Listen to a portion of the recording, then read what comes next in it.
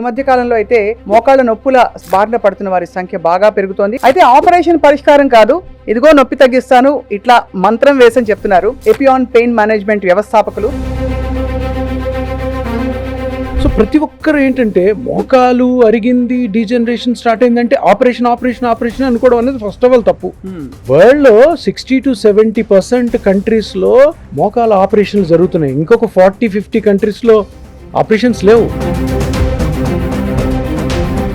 Operation అన్నది ఒకటే మార్గం అని ప్రతి ఒక్కరు కూడా నమ్మడం గత 30-40 సంవత్సరాల నుంచి ఉంది అని అనుకోవడం తప్పు.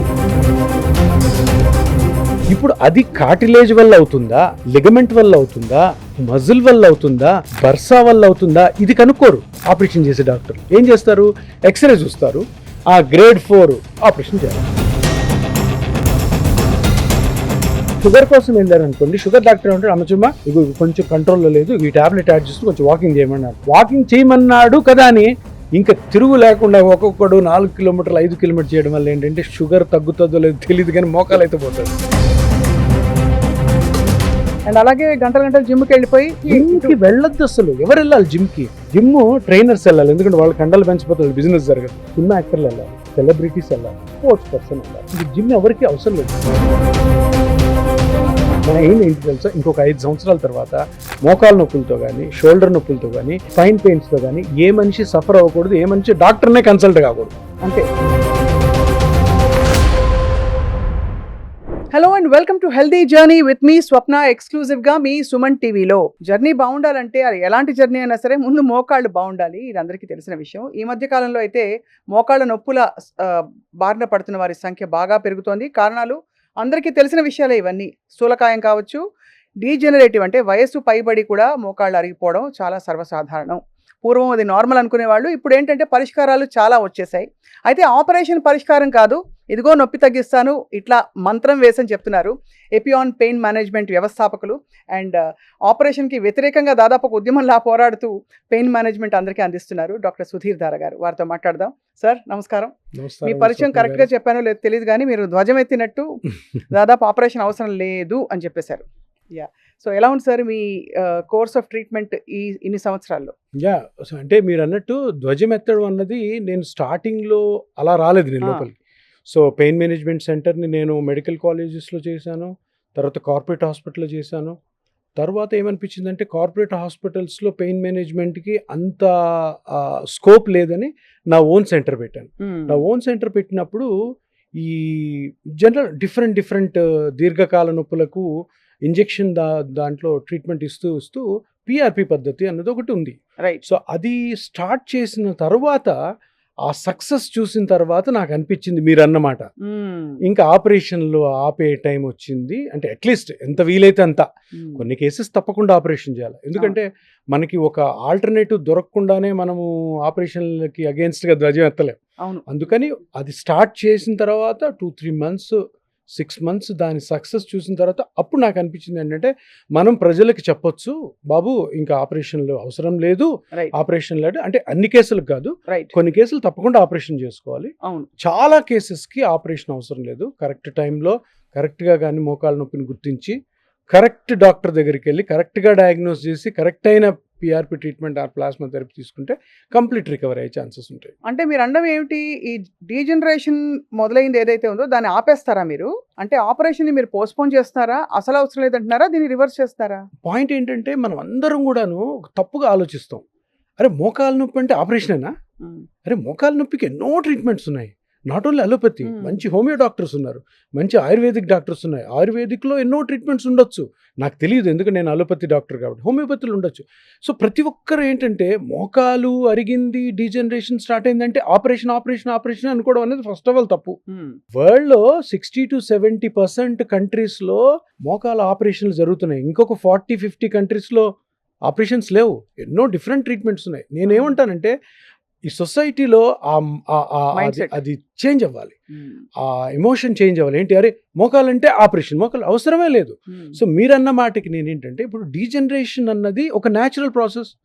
నా జుట్టు ఊడిపోయినట్టు, నా జుట్టు తెల్లబడుతున్నట్టు అటువంటి ప్రాసెస్ మోకాల్లో జరుగుతున్నప్పుడు నొప్పిగా అది బయటకు వస్తుంది. అందుకని మనం పరిగెత్తాం డాక్టర్ దగ్గర.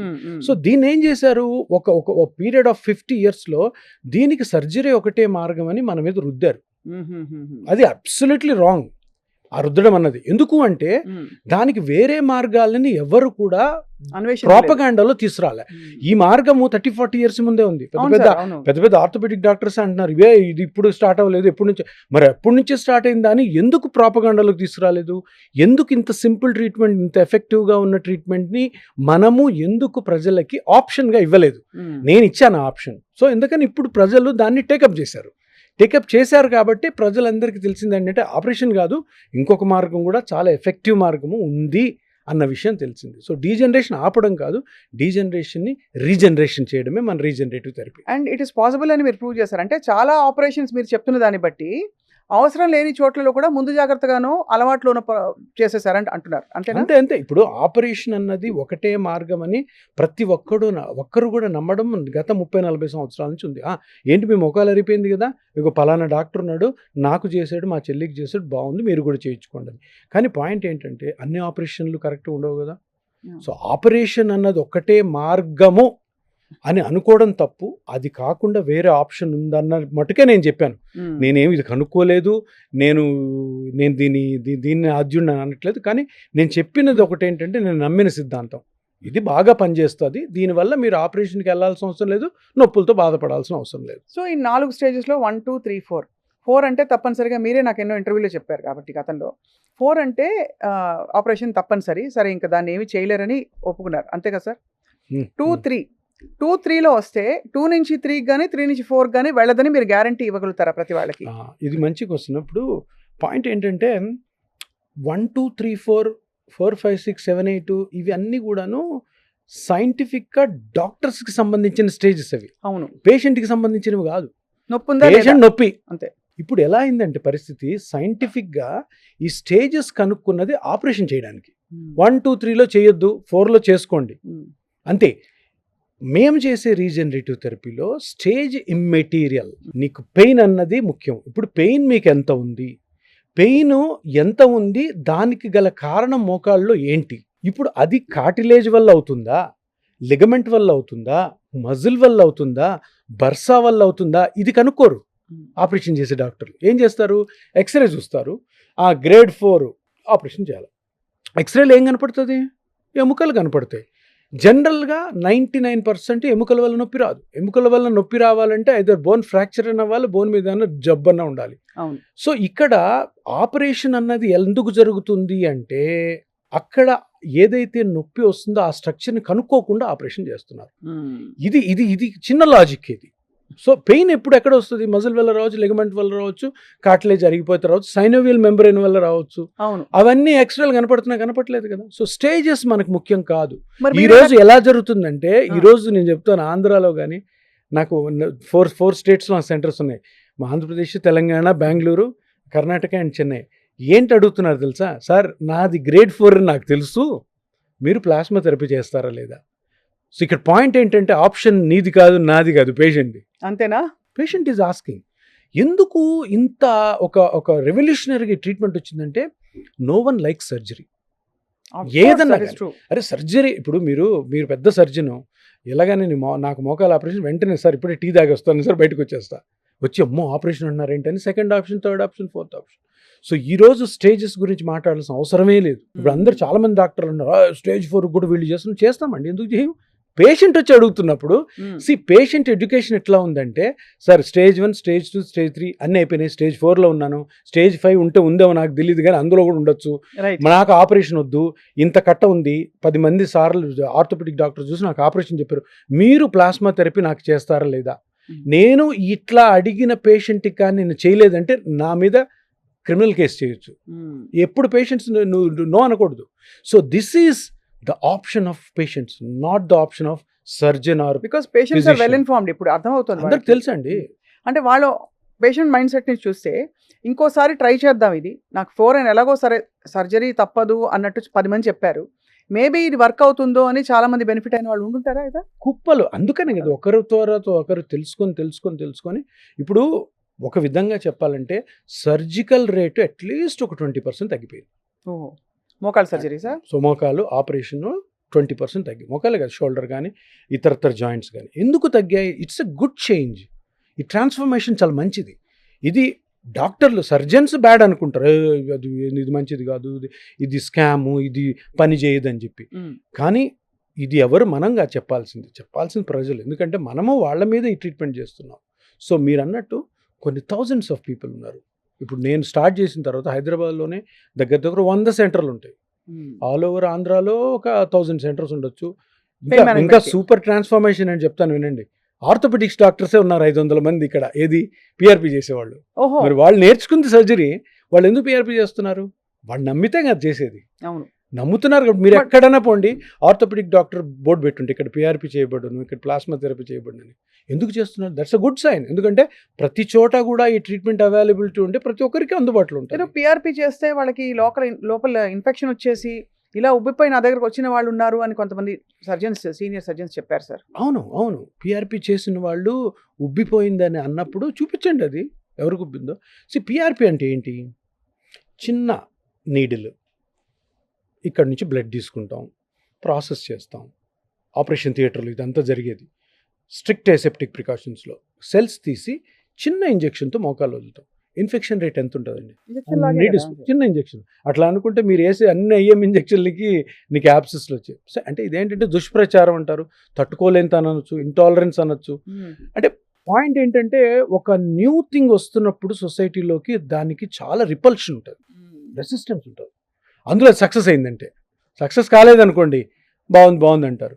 తప్పకుండాను ఒక ట్రీట్మెంట్ రెవల్యూషనరీగా ఒక పెద్ద ఇండస్ట్రీ ఉన్న సర్జికల్ మాన్యువర్ని మారుస్తుంది అనగానే అందరికి టెన్షన్ స్టార్ట్ అవుతుంది. నాకు ఎన్నో థ్రెటనింగ్ కాల్స్ వస్తాయి.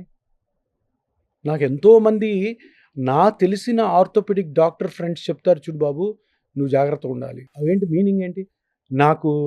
కొంతమంది ఆర్థోపెడిక్ డాక్టర్స్ నా మీదకి కొంతమంది మనుషులు పంపిస్తున్నారు, అంటే పేషెంట్లలాగా వచ్చి గొడవ చేసిపోతారు. ఏముండదు, ఊరికే ట్రీట్మెంట్ గురించి అడిగి అని చెప్పి. ఇవన్నీ కూడాను these are the signs of prosperity or signs of what you call the goodness of this treatment.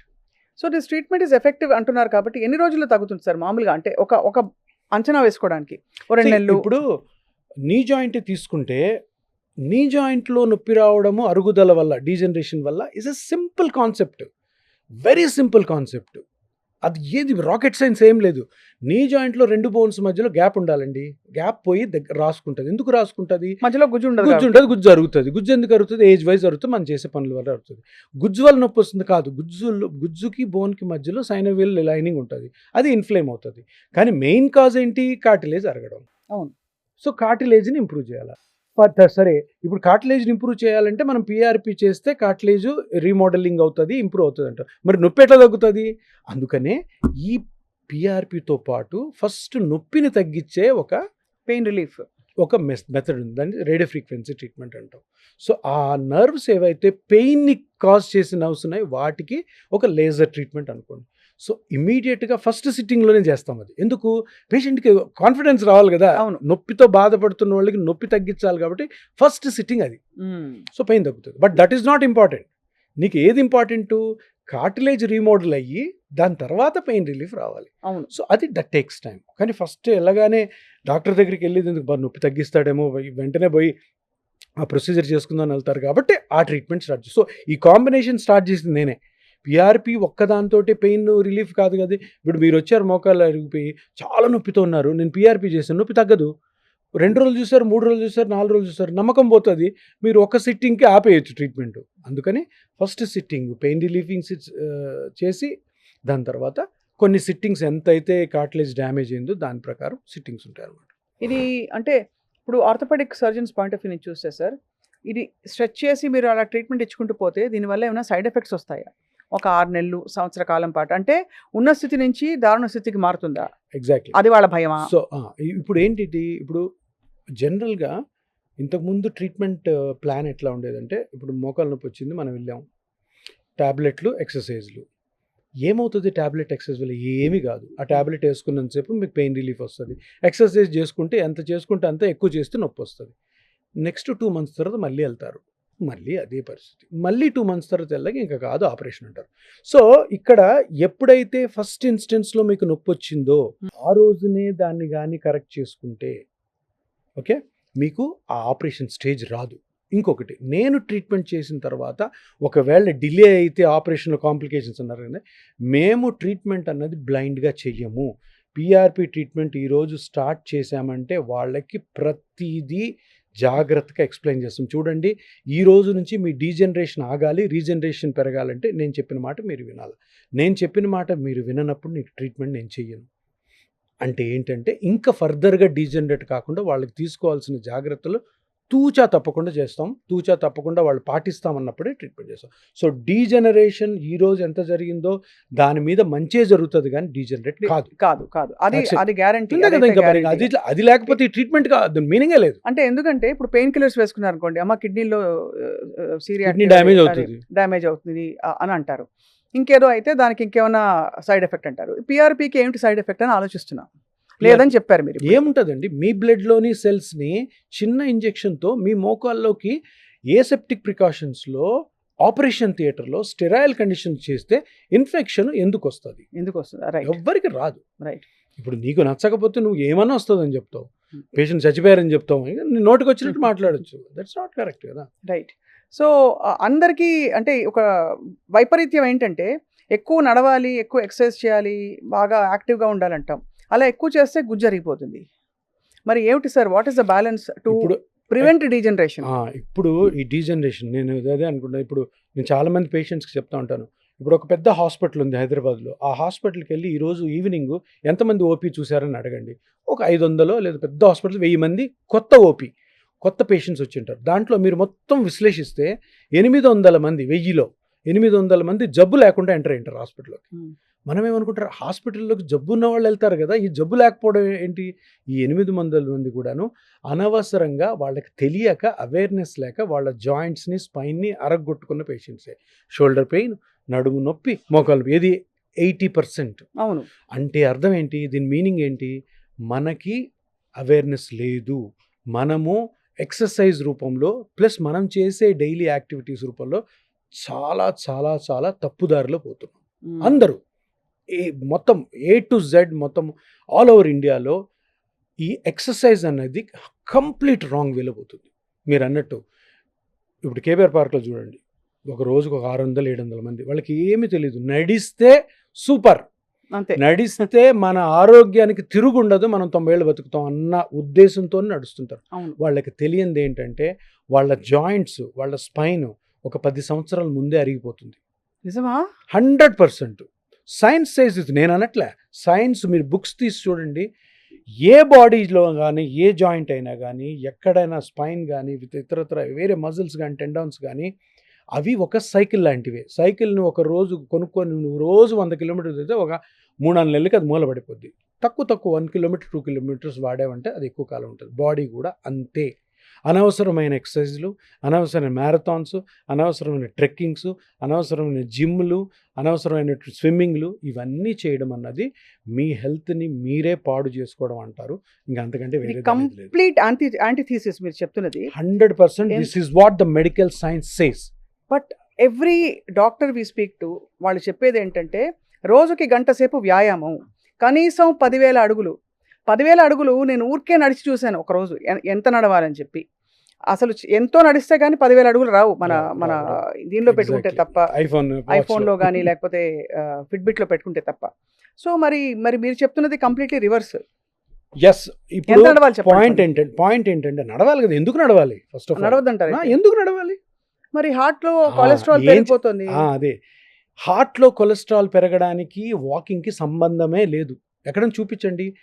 American heart association ఏం చెప్తుంది తెలుసా? వారంలో 6 రోజులు అరగంట నుంచి 40 నిమిషాలు minimum to moderate physical exercise చెయ్యండి. అనగానే దీనికి జబ్బులకి సంబంధమే లేదు అని బుక్స్లో రాసి ఉంటుంది. మీకు జబ్బు రావాలి, మీ హార్ట్లో బ్లాక్ రావాలి, దానికి మీ ఎక్సర్సైజ్కి 100% ఏ విధమైన సంబంధం లేదు. మరి జబ్బు ఎందుకు వస్తుందంటే, జబ్బు ఎందుకు వస్తుంది ఎవరికి తెలియదు. వచ్చిన జబ్బుని దాన్ని మనం ట్రీట్ చేసుకోవాలి అంతే. హార్ట్లో బ్లాక్స్ మీరు వాకింగ్ చేసినంత మటుకు రావడం ఆగదు. హార్ట్లో మీకు బీపీ రావాలి అంటే మీరు చిన్నప్పటి నుంచి ఎంత వాకింగ్ చేసినా బీపీ రావాల్సిన టైంకి మీకు వస్తుంది. అది. షుగర్ వచ్చే పేషెంట్కి వస్తుంది. వచ్చిన తర్వాత కంట్రోల్ చేసుకోవడానికి ప్రిస్క్రైబ్డ్ టైమింగ్, ప్రిస్క్రైబ్డ్ ఫ్రీక్వెన్సీలో ఎక్సర్సైజ్ ఎట్లా చేయాలని డాక్టర్ని అడిగి తెలుసుకోండి. అంతేనా? అంతే. మీరు మీ పక్కింటోడు అన్నాడు, లేదంటే జిమ్ ట్రైనర్ అన్నాడు, లేదంటే మా పక్కింట్లో ఒక అతను ఉన్నాడు ఆయన చెప్పాడు, ఇవి కాదు. హెల్త్ని మీరు ఒక 10th క్లాస్ ఫెయిల్ అయినటువంటి ఒక ట్రైనర్ దగ్గరికి వెళ్ళి అప్పచెప్పొద్దు. ఎంబీబీఎస్ డాక్టర్స్ ఉన్నారు, వాళ్ళతో కలవండి, మాట్లాడండి. వాళ్ళే సార్ చెప్తారు కదా సార్. అడగండి మీరు, సార్ నేను మీ దగ్గరికి వచ్చింది ఈరోజు నేను ఏం ఎక్సర్సైజ్ చేయాలి, నీట్గా చెప్తారు. మీరు అదే షుగర్ కోసం వెళ్ళారనుకోండి, షుగర్ డాక్టర్ అంటాడు, అమ్మచుమ్మా ఇగో కొంచెం కంట్రోల్లో లేదు, ఈ ట్యాబ్లెట్ యాడ్ చేస్తూ కొంచెం వాకింగ్ చేయమని అంటాడు. ఎందుకంటే ఆయనకి అంత టైం ఉండదు, నీకు ఏ వాకింగ్ చేయాలి, ఎంతసేపు చేయాలని. మనం కూడా అడగం డాక్టర్ దగ్గర పోయి, అసలు వాకింగ్ చేయమన్నాడు కదా అని ఇంకా తిరుగు లేకుండా ఒక్కొక్కడు 4 కిలోమీటర్లు 5 కిలోమీటర్లు చేయడం వల్ల ఏంటంటే షుగర్ తగ్గుతుందో లేదో తెలియదు, కానీ మోకాలు అయితే పోతుంది. అంతే. సో ఎక్సర్సైజెస్ అన్నవి అన్నీ కూడా ప్రిస్క్రైబ్డ్ ఎక్సర్సైజెస్. ప్రతి మనిషికి ఏజ్ని బట్టి, వాళ్ళ బాడీలో కండిషన్ని బట్టి, వాళ్ళ అవసరాలని బట్టి, వాళ్ళ ఉద్యోగాన్ని బట్టి, వాళ్ళ మైండ్ సెట్ని బట్టి ప్రతి మనిషికి ఒక ప్రిస్క్రైబ్డ్ ఎక్సర్సైజ్ ఉన్నాయి. ఆ డాక్టర్స్ దగ్గరికి వెళ్తే తప్పకుండా చెప్తారు. లేదు మీరు ఎవరైనా హైదరాబాద్ నా దగ్గరికి వచ్చి అడగండి, నేను చెప్తాను. ఎందుకంటే మనం ఇంత ముందు అనుకున్నట్టు ఈ 800 మంది ఎవరైతే జబ్బులు లేకుండా పెద్ద పెద్ద హాస్పిటల్కి రోజు తిరుగుతున్నారో వీళ్ళందరూ కూడా ఎలా ఆగిపోతే ఈ కార్పొరేట్ హాస్పిటల్ అన్నీ కూడాను మూతపడిపోతాయి. క్లోజ్ అవుతాయి. అంటే ఇప్పుడు మీరు యోగాసనాలు కూడా వద్దంటారా?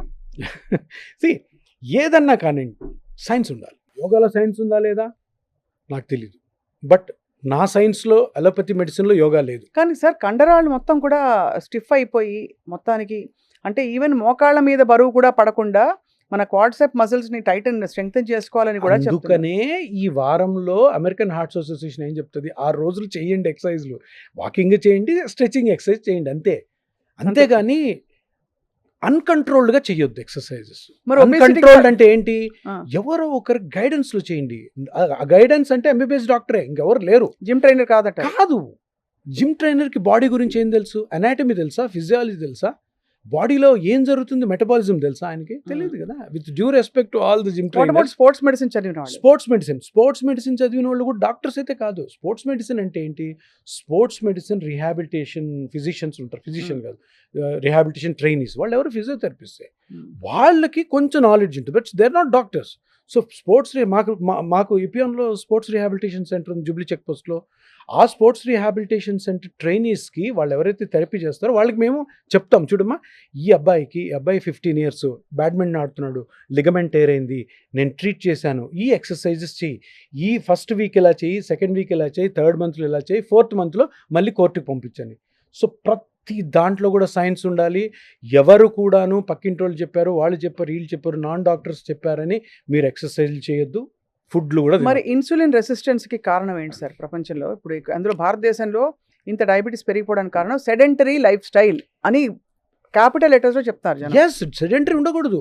యూ హ్యావ్ టు, మీరు పొద్దున్న సాయంత్రం వరకు 8 hours వర్క్ చేస్తారా, 10 hours కూడా వర్క్ చేస్తారు, 12 hours కూడా వర్క్ చేస్తున్నారు, but 40 minutes morning and evening తీసి పెట్టండి ఎక్సర్సైజ్కి. ఆ ఎక్సర్సైజ్ ఏంటని మమ్మల్ని అడగండి, మేము చెప్తాం మీ బాడీని బట్టి. అంతే, డోంట్ డూ. ఇప్పుడు ఎక్సర్సైజ్ అంటే ఇప్పుడు ఈ 10,000 steps ఎవరు చెప్పారు, మెడికల్ బుక్స్లో ఉందా, ఎవరైనా డాక్టర్ చెప్పాడు, ఐఫోన్ కంపెనీ వాడు చెప్పాడు. వాడు చాలా తెలివైనవాడు అనుకునే ఈ ఐఫోన్లో నేను అమ్మిస్తుంటాడు మనతోటి ఇండియాలో. అది కాదు, దట్ ఈస్ రాంగ్. ఎందుకంటే ఇప్పుడు ఇది రాంగ్ వేలో పోతున్నప్పుడు ఎవరో ఒకరు దాని గురించి చెప్పాలా. సైన్స్ ఉందండి, బుక్స్ ఉన్నాయి, లిటరేచర్ ఉంది, రీసెర్చ్ ఉంది. చెప్పండి సార్, దీనివల్ల అనర్థాలు ఏం జరుగుతున్నాయి? మోకాళ్ళు జాయింట్స్ సరిపోతున్నాయి అంటారు. దీనివల్ల కార్పొరేట్ హాస్పిటల్స్ బాగా డబ్బులు వస్తున్నాయి. దీనివల్ల మీరు మీ బాడీని డ్యామేజ్ చేసుకొని మీ జోబులో డబ్బులు తీసి వాళ్ళకి ఇస్తున్నారు, అనవసరమైన సఫరింగ్. నేను ఒకటే చెప్తాను, ఎవరో అడుగుతున్నారు నా క్వశ్చన్, సరే సార్ మీరు పిఆర్పిని స్టార్ట్ చేశారు, ఇంతకుముందు ఉన్నదాన్నే మళ్ళీ స్టార్ట్ చేశారు, బాగా సక్సెస్ అయింది, చాలామంది డాక్టర్లు చేస్తున్నారు, అసలు మీ ఎయిమ్ ఏంటి సార్ అని. నా ఎయిమ్ ఏంటి తెలుసా, ఇంకొక 5 సంవత్సరాల తర్వాత మోకాలు నొప్పులతో కానీ, షోల్డర్ నొప్పులతో కానీ, స్పైన్ పెయిన్స్తో కానీ ఏ మనిషి సఫర్ అవ్వకూడదు, ఏ మనిషి డాక్టర్నే కన్సల్ట్ కాకూడదు. అంతే, దాని పిఆర్పి వద్దు, ఏ సర్జరీ వద్దు. ఇది ప్రాపగండా చేయాలన్నదే నా ఉద్దేశం. ఎందుకంటే ఇది నేను పిఆర్పి స్టార్ట్ చేసినప్పుడు రాలే, 1 సంవత్సరం తర్వాత నాకు వచ్చింది, అరే ఇప్పుడు చిన్నపిల్లలకి ఒక 25 years లేదా 20 years ఉన్న ఒక అమ్మాయికి ముందు నుంచే, అమ్మ నువ్వు ఏ పనులు చేయకూడదు, ఏ పనులు చేస్తే నీకు మోకాళ్ళు అరిగిపోతే, షోల్డర్ అరిగిపోతే, స్పైన్ దెబ్బతింటే అదేంటి బాడీ అది తీరుని బట్టి చెప్పాలి. చెప్తారా? అంతే అంతే అప్పటి నుంచి చెప్పాలి. అవి చెప్తే రియల్గానే 90% of the joint pains, spine pain ఆపే ఛాన్స్ ఉంది. ఎందుకంటే ఇది న్యాచురల్ థింగ్. న్యాచురల్గా అరిగిపోయేదాన్ని న్యాచురల్గా ఎందుకు ఆపలేం? అంతే కదా, ఇదేం డిసీజ్ కాదు కదా. ఇదేదైనా డిసీజ్ అయితే ఇప్పుడు డయాబెటీస్ అంటే ప్యాంక్రియాస్ నుంచి ఇన్సులిన్ సెక్రెట్ కాదు. దానికి ఇప్పటివరకు ఎవరికి రీజన్ తెలియదు. తెలిస్తే ముందే ఆపేయచ్చు కదా, ఎవరికి తెలియదు. మీరు ఇందాక ఇన్సులిన్ రెసిస్టెన్స్ అన్నారు, ఎవ్వరికి ఇప్పటివరకు రీజన్ ఇన్సులిన్ రెసిస్టెన్స్ తెలియదు. ఆ జెనెటిక్ లెవెల్లో ఏవో రీసెర్చ్లు జరుగుతున్నాయి కానీ ఇన్సులిన్ రెసిస్టెన్స్ ఎవరికి తెలియదు. ఎందుకంటే ఇన్సులిన్ రెసిస్టెన్స్ అంటే ఏంటి, మీరు మెట్ఫార్మిన్ వేసుకున్నా కంట్రోల్ ఉండదు, సల్ఫోనిల్ వేసుకున్నా కంట్రోల్, ఇన్సులిన్ ఇంజెక్ట్ చేసుకున్నా కంట్రోల్ ఉండదు. సో ఆ పేషెంట్స్కి ఎప్పుడు చూసినా షుగర్ పెరిగిపోతుంటుంది. ఈ మందులు వాడుతూనే ఉంటారు, మందులతో సైడ్ ఎఫెక్ట్స్. సో చాలా వాటికి సైన్స్ లేదు. ఉన్న సైన్స్ని ప్రాపర్గా వాడుకోండి. ఎందుకంటే అవి డిసీజెస్. ఈ మోకాళ్ళు అరగొట్టుకోవడం, స్పైన్ అరగొట్టడం అన్నది మన చేతిలో ఉంది. నాకు 100 మంది డాక్టర్లని నేను ఇంటర్వ్యూ చేస్తుంటే కనీసం 90 మంది చిన్నప్పుడు మన నాన్నమ్మలు, అమ్మమ్మలు కింద కూర్చుని భోంచేసేవారు. అలాగే మనం ఇండియన్ టాయిలెట్ వాడేవాళ్ళం. అలాగే మనం ఒళ్ళు వంచి పనిచేసేవాళ్ళం. అవన్నీ ఇప్పుడు పోయాయి. కాబట్టే మనకి అసలు సగం రోగాలు వస్తున్నాయి అంటున్నారు. మీరు ఒప్పుకుంటారా సార్? 100% బోగస్. అటువంటి మాటలే నమ్మకండి. ఓహో. కింద కూర్చోకూడదు అయితే? ఎందుకు కూర్చోవాలండి? ఈ క్వశ్చన్కి ఆన్సర్ లేదు. ఏమవుతుంది? మీరు సైంటిఫిక్గా ఇటు కూర్చొని ఇట్లా వంగి తింటున్నాం అనుకో, 99% లాజికల్గా ఆలోచించేవాడికి ఇది బ్యాక్ అయితే వంగి లేడు యూజ్ అవుతుందా? ఎక్కువ యూజ్ అవుతుంది కాబట్టి దానికి అక్కడ స్టిఫ్ అయిపోకుండా, అది పాడైపోకుండా ఉంటుంది, దాన్ని వాడుతూ ఉండాలి అని. అది ఎంతసేపు వాడతాం? అన్నం ఎంతసేపు తింటాం? 10-15 నిమిషాలు, అంతేనా? 15 నిమిషాలు ఇట్లా అనిందానికే అది ఇదైపోతే అదే టైం ఎక్సర్సైజ్ చేయండి. పొద్దున ఒకసారి, సాయంత్రం ఒకసారి, మధ్యాహ్నం కూడా చేసుకోండి. కింద కూర్చొని బలవంతంగా తినక్కర్లేదండి. 100% రాంగ్ అండి. దానివల్ల చెడు జరుగుతుంది. ఎందుకు చెప్పనా? కూర్చుంటారు బాగానే ఉంటుంది, లేస్తున్నప్పుడు ఏమవుద్ది, బాడీ వెయిట్ అంతా నీ జాయింట్ మీద పడుతుంది, హిప్ జాయింట్ మీద పడుతుంది, స్పైన్ మీద పడుతుంది. దాంతో డీజనరేషన్ ఎక్కువ అవుతుంది తప్పితే కాదు. అంటే పాతకాలం డాక్టర్స్ ఎవరన్నా అట్లా అనొచ్చేమో కానీ, బట్ అది సైన్స్ కాదు. ఇది మీరు నేను అనుకున్న మాటలు కాదు. సైన్స్ అయితే చెప్పదు అలాగా. సైన్స్ దానికి అగేన్స్ట్ గానే చెప్తుంది. ఇప్పుడు ఏ బాడీనైనా కూడా, ఇప్పుడు డ్రైవ్ చేస్తున్నాడు ఒక అతను 100 కిలోమీటర్స్ డైలీ డ్రైవ్ చేయాలా? సార్ నేను బైక్లో వెళ్తాను సార్ అంటాడు. బైక్లో ఇలా డ్రైవ్ చేస్తుంటే వెనకాల మజిల్స్ అన్ని 100 కిలోమీటర్స్ అంటే మేబీ 1 అవర్ 1.5 అవర్ టైట్ అయిపోతాయి. టైట్ అయిన మజిల్స్, స్టిఫ్ అయిన muscles always they cause pain. అదే దానికోసమే అది అందుకని ఏం చెప్తా ఉంటే 100 కిలోమీటర్స్ వెళ్తే వెళ్ళొద్దు నాన్న, బస్సు ఎక్కిపో, మెట్రో ఎక్కిపో, లేదంటే ఒక కారు కొనుక్కో, డ్రైవర్ని పెట్టుకుని నడుపుకో. ఎందుకు అలా చేయడం వల్ల నీ జాబ్కేమో నువ్వు ఇంటి నుంచి అక్కడికి వెళ్తున్న సాటిస్ఫాక్షన్, నీకు జీతం వస్తుంది. 10 సంవత్సరాల ముందే నీ స్పైన్ అరిగిపోతుంది. సర్జరీలు అందరిలో కాదు, 100లో ఒక 20 మంది అట్లా తయారవుతారు. సో బేసికలీ ఏంటంటే అవేర్నెస్ ఎలా క్రియేట్ చేయాలి అంటే, ఏ పనులు చేస్తే అనవసరంగా మన బాడీలో డీజనరేషన్ ఫాస్ట్గా అవుతుంది. అది కానీ చెప్పగలిగాం అనుకోండి, రియల్గా ఎవరు సఫర్ గారండి. అది ఏ పనులు చేస్తే మనం ఇలా డీజనరేషన్ ఎక్కువ అవుతుందో మీరు కనిపెట్టారా సార్? అంటే ఒకటి ఇప్పుడు చెప్పినవని జిమ్కి వెళ్ళొద్దు. ఇప్పుడు చూడండి, మీరు జర్నలిస్ట్ ఇప్పుడు మీరు వచ్చారు నా దగ్గరికి, నడుము నొప్పో, షోల్డర్ పెయిన్ వచ్చారు. మార్నింగ్ నుంచి మీరు ఈవినింగ్ వరకు ఏం చేస్తున్నారు కనుక్కుంటారు. సార్ మార్నింగ్ ఇట్లా లేస్తాను, ఇది చేస్తాను. జుంబా డాన్స్ అంటే టప్పని జుంబా డాన్స్ అని కొట్టేస్తాం. నో, వద్దంటారా? చెప్తున్నా ఎగ్జాంపుల్స్. అదే సార్, అదే ఎగ్జాంపుల్స్. సో నెక్స్ట్ ఇది ఇలా వెళ్తాను, ఇక్కడికి వెళ్తాను, స్టూడియోకి వెళ్తాను, ఇట్లా ఇంటర్వ్యూ చేస్తాను, ఇట్లా చేస్తాను, నైట్కి ఇక్కడికి వస్తాను, నైట్కి ఇంటికి వచ్చి పనులు చేస్తాను. సో దీంట్లో ఏవేవి మీ బాడీకి డేంజరస్ మొత్తం నిర్దాక్షిణ్యంగా కొట్టేస్తాం అంతే. ఎందుకు? We have to be very strict in this. ఎందుకంటే మీ బాడీ పెయిన్ని నేను పిఆర్పితోని కానీ, వేరే ట్రీట్మెంట్తో కానీ, ఎక్కడన్నా కానీ, ఏదైనా కానీ ట్రీట్మెంట్ చేయాలి అంటే తప్పకుండా మీరు ఈ డీజనరేషన్ని ఇంకా ఎక్కువ చేసుకోకుండా ఫస్ట్ ఆపాలి. తప్పులు ఏం జరుగుతున్నాయి ఫస్ట్ అది చేసిన తర్వాత చేస్తాం. సో ఒక్కొక్కరికి ఒక్కొక్క విధంగా ఉంటుంది. ఒక టీచర్ ఉంటాడు, 7-8 అవర్స్ క్లాసెస్ ఉంటాయి, నిలబడి చెప్పాలి. అది చెప్పకపోతే జీతం మీరు. ఇప్పుడు మరీ దారుణం ఏంటంటే కుర్చీలు కూడా వేయట్లేదు టీచర్స్కి, చైర్లు తీసేస్తున్నారు. ఎందుకు? నిలబడి చెప్తే బాగా అర్థం అవుద్దంట స్టూడెంట్స్కి. అదేం లాజిక్? కూర్చొని రిలాక్స్గా చెప్తే ఇంకా బాగా చెప్తాడు, బాగా కనిపిస్తారని నాకు లాజిక్ అర్థం. మోకాళ్ళు అయితే పోతున్నాయి వాళ్ళందరికీ. So maths teacher, physics teacher వాళ్ళకి ఇంకా గౌరవం. సోషల్ స్టడీస్ టీచర్ అన్న కూర్చోవచ్చు కాసేపు, తెలుగు వాళ్ళకి కూర్చోవచ్చు, హిందీ వాళ్ళు కూర్చోవచ్చు. సో వాళ్ళకి డిఫరెంట్గా చెప్తాం. సో బాస్ ఎట్లన్నా నువ్వు చేయాల్సిందే. 8 అవర్స్లో ఎవ్రీ 45 మినిట్స్ 30 మినిట్స్ అని నిలబడాలి కదా మీరు మ్యాథ్స్ చేయాలంటే. సో వాళ్ళకి different treatment, different customise exercise ఉంటాయి. సో అట్లా ప్రతి ఒక్కరికి ఒక విధంగా ఉంటాయి. బ్లైండ్గా ప్రతి దానికి ఒకటే ట్రీట్మెంట్, ఒకటే జాగ్రత్తలు ఉండవు. సో అవన్నీ కేర్ఫుల్గా చెప్పినప్పుడే మనం ఈ డీజనరేషన్ ఆపుతాము, ఈ పిఆర్పి ట్రీట్మెంట్ కూడా సక్సెస్ఫుల్ అవుతుంది, మీరు ఆపరేషన్ వెళ్ళాల్సిన అవసరం ఉంది. ఇది చాలా పెద్ద ఐ ఓపెనింగ్ కాన్వర్సేషన్. చాలా విమర్శలు కూడా వస్తాయి దీని మీద. వస్తాయి. డాక్టర్లు హార్ట్ హెల్త్ అంటే కార్డియాలజిస్టులు అయితే వాళ్ళు తప్పకుండా ఎక్సర్సైజ్ చేయాలి, ట్రైగ్లిజరైడ్స్ తగ్గాలి, ఎల్డిఎల్ తగ్గాలి అని చాలా, అంటే ఇది మామూలుగా నేను ఒకటి విషయం చెప్పిన, కొలెస్ట్రాల్ అన్న దాన్ని ఎవరు కూడా ఒక పాయిజన్ లాగా, బాడీలో ఒక బాంబు లాగా చూడవద్దు. కొలెస్ట్రాల్ అన్నది normal ingredient of the body. Cholesterol గురించి ఇంత డిస్కషన్ జరిగేది యాంటీ కొలెస్ట్రాల్ ట్యాబ్లెట్ల అమ్మకం కోసమే. అంతేనా? అంతే. లేదు కొలెస్ట్రాల్ తగ్గుతాయన్ని ప్రోడక్ట్స్ వస్తున్నాయి బయట, ఇప్పుడు యాంటీ ఆక్సిడెంట్లు అవి ఇవి వస్తున్నాయి, మొత్తం కూడా బోగస్. మోకాళ్ళు కూడా మంచివి కదా సార్? ఏమి కాదు. మోకాలులో గుజ్జు అరిగిపోవడానికి ఏ ఫుడ్ తిన్నా పెరగదు, ఏ ట్యాబ్లెట్లు వేసుకున్నా పెరగదు, ఏ విధమైనటువంటి ఎక్స్టర్నల్గా మీరు తీసుకునే వాటిలో ఆయింట్మెంట్లో ఆయిల్తో పెరగదు. యాంటీ ఆక్సిడెంట్ క్యాప్సూల్స్ ఎవరో చెప్పారు సార్, అవి పనిచేస్తాయి, పనిచేయవా? 100% చేయు, 100% చేయు. అవే చేస్తే ఇన్ని ఆపరేషన్లు ఎందుకు జరుగుతున్నాయి? అంటే యాంటీ ఆక్సిడెంట్స్ ముందు తినడం మొదలు పెడతారు 40 నుంచి. అవన్నీ కాదండి, ఇవన్నీ కూడాను కమర్షియల్ ప్రోడక్ట్స్, డబ్బులు సంపాదించుకోవడానికి తయారు చేసే ప్రోడక్ట్స్ ఇవన్నీ. మీరు ఏదన్నా ఒక ఫుడ్ చెప్పండి, 100% అది కమర్షియల్ యాక్టివిటీ. మునక్కాయ పొడి, మునక్కాయ పొడి వల్ల గుజ్జు పెరుగుతుందని సైన్స్ ఉండాలి కదా. మనకు మునక్కాయ కూర నచ్చుతుంది, మనం తింటాం, కానీ గుజ్జు పెరుగుతుందని తినొద్దు, అందులో నిజం లేదు, అందులో సైన్స్ లేదు. రైట్. దాంతోపాటు ఇంకా ప్రోటీన్ పౌడర్లు, వే ప్రోటీన్స్ 100% వేస్ట్, ప్రోటీన్స్ ఎక్కువ, కిడ్నీ ఫెయిల్యూర్ అయ్యే ఛాన్సెస్ ఉన్నాయని స్టడీస్ ఉన్నాయి, కానీ వే ప్రోటీన్ వల్ల మీకు ఏదో బాడీలో మంచి జరుగుతుందన్న ఒక్క స్టడీ కూడా లేదు. ప్రోటీన్స్, కార్బోహైడ్రేట్స్ ప్లస్ ఫ్యాట్స్, ఈ 3 మీరు తినే ఫుడ్లో కుప్పలు ఉంటుంది, కేజీలు ఉంటుంది.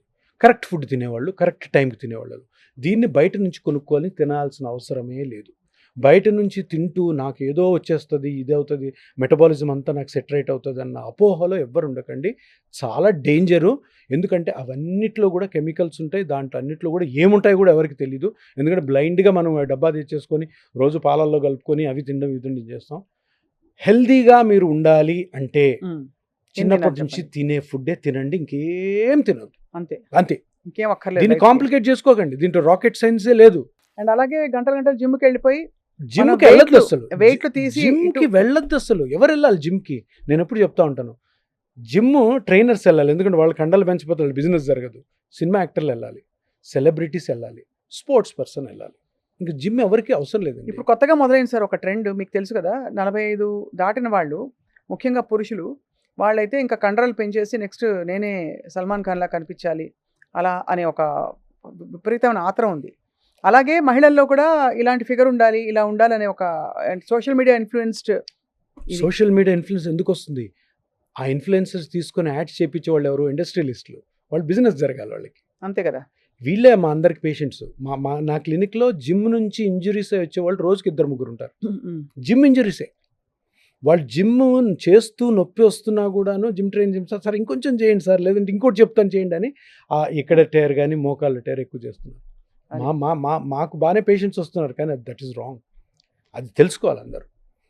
ఇంకొకటి ఏంటంటే, పెళ్లి కాలేదు అమ్మాయికి, కొంచెం లావు ఉంది, అప్పుడు పంపించండి జిమ్కి, కొంచెం లావు తగ్గించడం కోసం ఫుడ్ కంట్రోల్ చేసి, అంతేగాని ఇంకెవ్వరికి అవసరం లేదండి gym. So sir, finally sir, మోకాళ్ళ నొప్పులు అసలు ఇది నేను డాక్టర్ దగ్గరికి వెళ్ళవలసిన నొప్పులు, అది కాకుండా ఊరికే నేను అలసిపోయాను కదా, కాసేపు నేను లాంగ్ జర్నీ చేసి వచ్చాను, జెట్ లాగ్లో చాలామందికి మోకాళ్ళు పట్టేస్తాయి, ఇలాంటి నొప్పులకి ఆ నొప్పులకి ఎలా డిఫరెన్షియేట్ చేయాలి? ఈ నొప్పులు జెట్ లాగ్ వెంటనే తగ్గుతాయి 2-3 రోజులకి. తగ్గకపోతే రావాలి, తగ్గకపోతే ఏదో ఉందన్నది. ఏ పెయిన్ అన్నా చూడండి, మీరు ఏమన్నా చేయండి, ఎక్కడికైనా వెళ్ళండి, ఏ స్ట్రెన్నెస్ యాక్టివిటీ చేసినా కూడాను ఆ పెయిన్ ఒక 3-4 డేస్ కానీ తగ్గకపోతే ట్యాబ్లెట్స్ వాడండి, 1-2 ట్యాబ్లెట్స్ పెయిన్ కిల్లర్స్. అప్పటికి తగ్గకపోతే ఏదో డ్యామేజ్ ఉంది. వారము 10 రోజుల తర్వాత కూడాను పెయిన్ కిల్లర్ వాడినా కూడాను పెయిన్ కిల్లర్ అంతసేపు తగ్గి మళ్ళీ వచ్చేస్తుంటే మీరు తప్పకుండా దాన్ని కన్సల్ట్ అవ్వాలి. అది ఏం జరుగుతుంది లోపల తెలుసుకోవాలి. బ్లైండ్గా దానికి ఆపరేషన్లు చేసుకోవద్దు, దానికి ఏ ట్రీట్మెంట్ ఫస్ట్ తెలుసుకోండి. షోల్డర్ పెయిన్ వచ్చింది, ఏం జరుగుతుంది, అది మీ హక్కు. డాక్టర్ని అడగండి, సార్ నాకు చూపేయండి ఎక్కడ ఏం జరిగిందని. సో మన దగ్గర స్కాన్స్ ఉంటాయి, ఆ స్కాన్స్లో నీట్గా అన్నీ అర్థమవుతుంది. డైనమిక్ స్కాన్ ఉంటుంది, అంటే మూవ్ చేస్తూ చెయ్యిని లోపల దాక్కున్న జాయింట్లో దాక్కున్న మజిల్స్ని కూడా బయటికి తీసి చూడొచ్చు స్కానింగ్లో. సో అది ఇంపార్టెంట్. సో అది తెలుసుకున్నప్పుడు ట్రీట్మెంట్స్ ఈజీ అయిపోతాయి. ఆ ట్రీట్మెంట్ లేకుండానే చిన్న ఫిజియోథెరపీతోనో లేదంటే టాబ్లెట్స్తో కూడా సెట్ అయిపోవచ్చు. రైట్ సార్, ఇది చాలా eye opening conversation. I think చాలామంది లైఫ్లో ఒక ప్రవాహంలో తప్పకుండా సంతోషంగా ఉండాలి, ఆరోగ్యంగా ఉండాలంటే ఇవన్నీ చేసేయాలని చేసేస్తున్నవన్నీ ఒక్క నిమిషం పాజ్ చేసి ఆలోచిస్తారు ఇవాళ మీరు చెప్పాక. అనవసరంగా కండరాల్ని లేకపోతే అనవసరంగా జాయింట్స్ని అరగొట్టుకోదు. మనకి జాయింట్ కదా, ఏ మజిల్ కూడాను ఓవర్ యాక్టివిటీ వల్లనే దెబ్బతింటుంది. ఆ ఓవర్ యాక్టివిటీ ఏది అన్నది మీరు తెలుసుకోవాలి. చాలా ముఖ్యమైన విషయం చెప్తాను. హౌస్ వైఫ్స్ మార్నింగ్ 6 స్టార్ట్ చేస్తే 11 వరకు రాత్రి తిరుగుతూనే ఉంటారు. యాక్చువల్గా ఒక చిన్న ఇంట్లో 2 బెడ్రూమ్ ఇంట్లో ఒక హోమ్ మేకరు మొత్తం పని 2.5 అవర్స్లో చేయొచ్చు. సైంటిఫిక్గా ప్రూవ్ అయింది. ఏది పని మనిషి ఇంట్లో లేదు. వంట మీరు చేస్తున్నారు, అంట్లు మీరే తోముతున్నారు, బట్టలు మీరు ఉతుకుతున్నారు, కసువు మీరే చేస్తున్నారు. ఇవన్నీ చేసి కూడాను మీరు 24 అవర్స్లో దగ్గర 21 అవర్స్ రెస్ట్ తీసుకోవచ్చు. అది నేర్చుకోండి. ఊరికే తిరగడము, నిలబడే ఉండడము, పని లేకపోయినా నిలబడడం, పని మనిషి వెనకాల తిరగడం, పని మనిషి వెళ్ళిపోయిన తర్వాత ఇంకా క్లీనింగ్ బాగాలేదని తిరగడం, అవి చేయొద్దు. సింపుల్ థింగ్స్ ఇవి. కానీ మన పిల్లలకి చెప్పుకోవాలా లేదంటే ఇప్పుడు ఏ ఏజ్లో ఉన్న వాళ్ళకని చెప్పుకుంటే రియల్గానే అసలు ఎవరు డాక్టర్ దగ్గర రావాల్సిన అవసరం లేదు. అంటే ఇది మైండ్ సెట్ ఇష్యూ సార్ మీరు చెప్పింది. ఎందుకంటే తిని కూర్చుంటున్నారు, పనే లేదు అనే ఒక భావన ఉంటుంది కాబట్టి ఒక గిల్ట్తో చాలామంది ఎక్కువ అంటే అలా ఉండమంటే ఉండడం కష్టం. ఇప్పుడు 3 రోజులు ఊరికే కూర్చోమని చెప్తే మేము కూడా పరిగెడతాం కదా ప్రొఫెషన్లో, ఇంట్లో చాలా గిల్టీగా ఉంటుంది. నేను ఒకటే అంటాను, సింపుల్ ఉమెన్ ఎంపవర్మెంట్ అని మనం మాట్లాడుతుంటాం. ఉమెన్ ఎంపవర్మెంట్ అంటే first of all women health. అదే మీ హెల్త్ని మీరు కాపాడుకోవాలి. ఇప్పుడు మీరున్నారు, మీరు ఏంటో మీరు ఇంట్లో ఏం చేస్తారో నాకు తెలియదు, కానీ 6 to మీరు బయటపడేసరికి 9:30, 10 అవుద్దా, అప్పటి వరకు ఏం పని చేయొద్దు. మీ పని మీరు చేసుకోండి. స్నానం చేయడం రెడీ. ఎందుకంటే దాని తర్వాత చాలా పని ఉంది. పరిగెత్తాలా, వెహికల్ పోవాలా, అక్కడ పోవాలా, ఇంటర్వ్యూ చేయాలా, వెయిట్ చేయాలా, ఇవన్నీ ఉన్నాయి. దాంట్లో మీకు డీజనరేషన్ ఎంత అవుతుందో అట్లీస్ట్ ఆ టైంలో కాపాడుకోండి. అంతే కదా. ఆ టైంలో లేకపోతే నేను ఏం చేస్తాను అంటే ఏం చేయొద్దని అంటున్నారు మీరు? ఏది ఇంట్లో ఉన్నప్పుడా? ఈ 10 గంటలు 15 గంటలు నాలాంటి ప్రొఫెషనల్స్, వర్కింగ్ ప్రొఫెషనల్స్ ఊరికే అటు ఇటు తిరగద్దు అంటారు, అంతేనా? తిరగద్దు. ఎందుకు తిరగాలి? ఉపయోగం లేదు కదా. చక్కగా మీ వంట మీరు చేసేసుకోండి. మేమైతే మా ఆఫీసుల్లో సార్ పార్కింగ్ లోట్ నడిచేస్తుంటాం. అదే గిల్ట్ వచ్చేసి గిల్ట్ ఏంటంటే మనం ఏం చేయట్లేదేమో, మనం సెడెంటరీగా నో. మీరు ఒక విషయం గమనించి ఒక మంచి బ్యూటిఫుల్ ఎగ్జాంపుల్ ఇస్తాను. మీ బంధువుల్లో ఎవరో ఒకరు ఇద్దరు ఉంటారు, వాళ్ళ ఇంటికి వెళ్తే టీ కాఫీ కూడా ఇవ్వరు మీకు, చాలా లేజీగా ఉంటారు. వాళ్ళ ఇంట్లో కానీ నైట్ మీరు పడుకున్నారంటే పొద్దున్న టిఫిన్ తినేసరికి 1 గంట అవుద్ది, అంటే టిఫిన్ పెట్టరు. వాళ్ళు లేజీగా ఉంటారు, కానీ మంచి వాళ్ళు, కానీ హాస్పిటాలిటీ బాగోదు, వాళ్ళు ఎక్కువ కాలం బతుకుతారు. మీరు చూడండి కావాల్సి, మీరు ఇప్పుడు ఆలోచించండి, మీ బంధువులు అట్లాంటి వాళ్ళు ఉంటారు తప్పకుండా. కొంతమంది అసలు వెళ్తే అసలు ఆతిథ్యం ఎట్లా ఉంటుందంటే ఉక్కిరి బిక్కిరి చేసేస్తారు, వాళ్ళు తొందరగా ప్యాక్ అయిపోతారు. ఎందుకు? వాడేస్తున్నారు బాడీ. సో ఈ రోజు మనం మాట్లాడుకునే మోకాల ఆపరేషన్లు, ఈ స్పైన్ ఆపరేషన్లు, ఇవన్నిటికీ ముఖ్యమైన కారణం మన బాడీని మనము అనవసరంగా వాడడము. ఎంత రెస్ట్లో పెట్టుకోండి అంతకాలం మీతో పాటు హ్యాపీగా ఉంటుంది. చాలా ఒక very new thought for food for thought ఇవాళ మీరు ఇచ్చారు డాక్టర్ సుధీర్ ధారా గారు. ఇంతకీ మీ ఇంటికి వస్తే కాఫీ ఇస్తారా సార్? తప్పకుండా. మా ఇంటికి వస్తే నా వైఫ్ ఏమంటుంది తెలుసా, కాఫీ తాగుతారా టీ తాగుతారా అంటది. అనగానే మొహమాటం తోటి వద్దమ్మా అంటారు. అలా అడగకూడదు. కాఫీ అర్థమైంది సార్. క్వశ్చన్ ఏంటంటే కాఫీ తాగుతారంటే వద్దమ్మా తాగి వస్తాం అంటారు. అట్లా కాదు, కాఫీ ఉంది, టీ ఉంది, మీకు ఏం కావాలని అడగాల. But wonderful, very very informative session doctor Sudhir Dhara garu. Thank you so much. ఈ ఆలోచన, కొత్త ఆలోచన ఎంతమందికి అర్థమవుతుందో, ఎంతమంది దాన్ని పాటించడం మొదలు పెడతారో బాగా వెళ్తుంది. ఎందుకంటే నా దగ్గర వచ్చిన పేషెంట్స్ అందరూ అంటారు, సార్ నాకు కాదు సార్, మా ఆయనకి చెప్పండి సార్, మా ఆయనకి చెప్పండి. ఎందుకంటే వాళ్ళకి కూడా అలసిపోయి ఉంటారు చేసి 50 అవర్స్ వచ్చాక చేయబుద్ది కాదు. అదే రోజు పని కొంచెం థ్రిల్లింగ్గా కూడా ఉండదు. అవును. సో ఇదేమో నొప్పులు స్టార్ట్ అయి ఉంటాయి, బట్ దే విల్ టేక్. ఏంటంటే మనం చెప్పాలి అందరూ, ప్రతి ఒక్కరు ఒక 100 మందికి చెప్తే చాలు. మీరైతే వాళ్ళ మా సుమన్ టీవీ ప్రేక్షకులకి చాలా మందికి, ఐ థింక్ 1000 మంది, లక్షల మందికి చెప్పుంటారు. Thank you so much. మళ్ళీ మిమ్మల్ని ఇలాగే ఒక టైం ఇన్వైట్ చేసి ఈ జీవితంలో, జీవన శైలిలో జరుగుతున్న పొరపాట్లన్నీ మాట్లాడాలి తప్పకుండా. అలాగే మీ సలహాలు మీరు ఇవ్వాలి సార్. నమస్కారం. నమస్కారం స్వప్న గారు.